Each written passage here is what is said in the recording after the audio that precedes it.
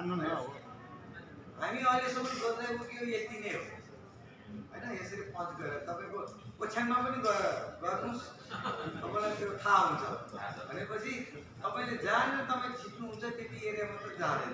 Punching फेलरको example केही समस्या केही एरिया लिएर जान्छ सरले देखाउनु हुँदैछ। हामीले त्यो भनेको डिभाइड टु चारैतिर टाढा लिएर गएको तपाईँलाई सम्झना छ होला।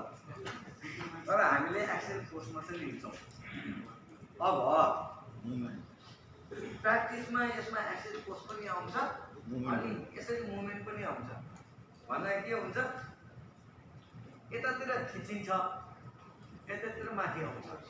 माथि आउनु चाहिँ बिर्सिनु, खिचिने चाहिँ एक्सेल फोर्सले पनि खिच्छ, फेरि मुभमेन्टले पनि खिच्दाखेरि यहाँ पञ्चिङ स्पेस चाहिँ बढी आउँछ।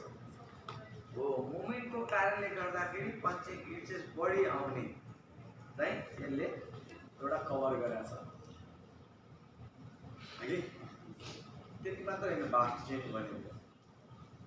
अर्को चेन्ज चाहिँ तपाईँले स्टार्ट एन्ड टाइम मोडेल भनेर कतिको पढ्नु भएको छ? स्टार्ट एन्ड टाइम मोडेल भनेर